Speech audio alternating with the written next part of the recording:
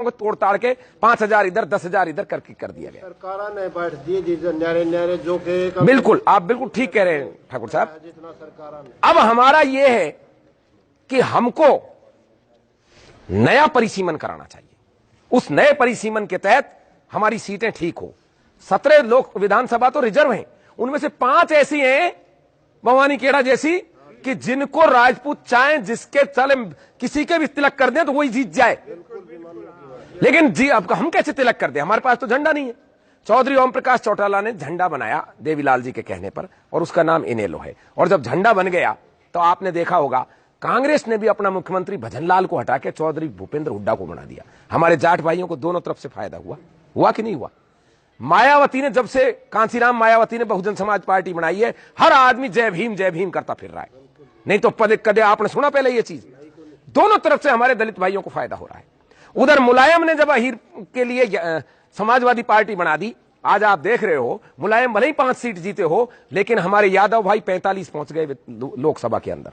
क्यों पहुंच गए? कांग्रेस भी टिकट दे रही है, बीजेपी भी दे रही है, बीएसपी भी दे रही है, जेडीयू भी दे रहा है, सब देंगे उनको। तो ये स्थिति कब आती है? जब अपना झंडा हो, और जिनके झंडे होते हैं उन्हीं के डंडे होते हैं। भाई जिनका झंडा होगा उन्हीं का तो डंडा होगा। मायावती ने झंडा बनाया, मुलायम ने झंडा बनाया, झंडा रामविलास पासवान ने बनाया, और उस झंडे का परिणाम देखो आप। जब लोकसभा में दलित एक्ट की बात आई, सुप्रीम कोर्ट ने कहा पहले जांच फिर गिरफ्तारी, लेकिन पासवान ने लक्का ठोक दिया, बोले ना इसको बदलो और इसको कड़ा करो। और मोदी जी जैसी सशक्त सरकार को दबाव में आकर हमने देखा पिछले वर्ष उन्होंने बदल दिया उसको। यह फर्क होता है झंडे का। हमने भी बहुत बड़े बड़े आंदोलन किए, पद्मावती वाले मुद्दे पर पूरा देश का क्षत्रिय रोड पर था, इस गांव के भी थे, सभी गांवों के लोग थे। लेकिन क्या वो फिल्म रुकी? नहीं रुकी। क्यों नहीं रुकी? क्योंकि हमारा कोई झंडा ही नहीं था जो अपना डंडा खींचता। हम तो दूसरी पार्टियों के नीतियों के तहत और उनकी मैनिफेस्ट के तहत चुने जाते हैं, और उनका मैनिफेस्ट ये कहता है ठाकर को जितना कुचला जाए कुचल लो, बढ़िया रहेगा इसको कुचलने में। आज वो भंसाली फांसी पे होता यदि हमारा भी झंडा होता तो, लेकिन आज वो भंसाली हमने देखा राष्ट्रपति भवन में मोदी जी के शपथ ग्रहण समारोह में गया था, हमको चिढ़ा रहा था, क्योंकि हमारे पास ऐसा कोई इलाज नहीं है कि हम सरकार से समर्थन खींच सकें या सरकार को विवश कर सकें। 31 राजपूत है लोकसभा में, बावजूद इसके कोई भी राजपूतों का काम इसलिए नहीं कर सकता कि वो अपनी अपनी पार्टी के झंडे के तहत गए, आपके झंडे से हमारे झंडे से नहीं गए। इस सरकार में जाट भाइयों का भी झंडा है, हनुमान बेनीवाल। इसी सरकार में निषादों का झंडा है, 2 पार्टी बीजेपी से समर्थन करके 2 सांसद पहुंचा लिए उन्होंने। पासवान का है, अकाली भाइयों का है, सरदारों का, मराठाओं का है, लेकिन हमारा नहीं है। क्या हाल है?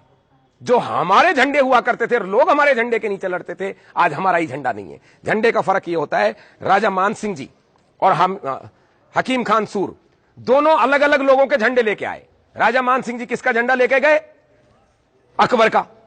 और हकीम खान सूर किसका झंडा लेके आए? महाराणा प्रताप का।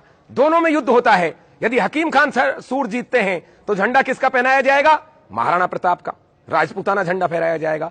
और मानसिंह जी जीतते हैं तो झंडा किसका फहराया जाएगा? अकबर का। अकबर सारा पिजन्या सा था, कभी महाराणा का सामना करने की उसकी हिम्मत नहीं थी, लेकिन देखो उसकी चालबाजी, झंडा थमा दिया मानसिंह जी को।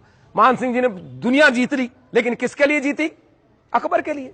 झंडा किसका टेक दिया? अकबर का। और यही कारण है कि वो सारा काल मुगल काल कहलाता है। बादशाह कौन कहलाता है? अकबर कहलाता है। ये झंडों की लड़ाई है। आज भले ही हमारे 31 राजपूत हों वहां, लेकिन वो हमारे झंडे के नहीं है, किसी और झंडे के हैं। आज ये राजपूत युवा बेरोजगार घूम रहे हैं। क्यों घूम रहे हैं बेरोजगार?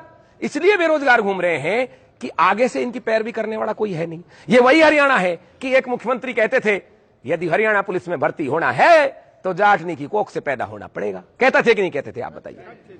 अभी क्या मतलब हुआ? ये जाटनी की कोख में जाए, भगवान ने जहां पैदा किया वहीं तो जाएगा ना आदमी। भाई ठुकरानी की कोख इनको मिली, इसमें इनकी कोई गलती है क्या? लेकिन इस चीज को आज दंड बनाकर पेश किया जा रहा है। ओम प्रकाश जी चौटाला जेल में हैं, किस खुशी में है? शिक्षक भर्ती घोटाले में, और सारे लोग उनका मजाक उड़ाते हैं। ये मजाक उड़ाने का विषय नहीं है, ये सीखने का विषय है। सीना तान कर वो कहता है कि मैंने अपने जाट भाइयों को मास्टर बनाया और मैं जेल में हूं, और जाट भाई भी सीना तान कर उसकी पार्टी को वोट देते हैं, आज भी देते हैं, चाहे भले ही बीजेपी जीती हो, लेकिन हर जगह 2-2, 3-3 लाख वोट उनकी पार्टी को मिले हैं। ये बात समझने की है। मुलायम सिंह कहते हैं मैं हर अहीर को करोड़पति देखना चाहता हूं, और कहते ही नहीं है बल्कि बना दिए। उत्तर प्रदेश में 50% एसडीएम आपको यादव जाति से मिलेंगे। और यह कहा जाता है जब किसी यादव के घर कोई बच्चा पैदा होता है, बधाई आज ही दे दो, 20 साल बाद यह एसडीएम बनने वाला है, ऐसा कहा जाता है उत्तर प्रदेश में। तो भाई ये जो मुलायम सिंह यादव है या चौधरी ओम प्रकाश चौटाला है, ये राजपूतों में कोई पैदा नहीं हो सकता क्या? क्या इन बच्चों के बारे में कोई विचार नहीं कर सकता क्या? ऐसे व्यक्ति की आज अपने समाज में जरूरत है जो अपना झंडा इन बच्चों के डंडे के ऊपर टांग कर, खम टोक कर यह कह दे कि मैं भी भर्ती करूंगा बच्चों को, मैं भी घोटाला करूंगा, मैं जाने के लिए तैयार हूं जेल में, मैं मरने के लिए तैयार हूं। ऐसे व्यक्ति की एक दरकार है कि नहीं? यहां जरूरत है या नहीं बताइए? यदि जरूरत है तो क्या अपने पास है नहीं ऐसा व्यक्ति? समाज को एक करने के लिए, एक झंडे के नीचे लाने के लिए एक ऐसा व्यक्ति चाहिए जिसकी सब मान्यता रखें, जिसका सब आदर करें, सम्मान करें, स्नेह करें। हमारे अनेक सामाजिक संगठन हैं और पूरे शक्तिवान हैं। 5 लाख की भीड़ इकट्ठी हो गई आनंदपाल फेक एनकाउंटर में, लेकिन कोई भी नतीजा इसलिए नहीं निकला क्योंकि हमारे पास कोई राजनीतिक शक्ति या सत्ता में हमारी भागीदारी नहीं थी।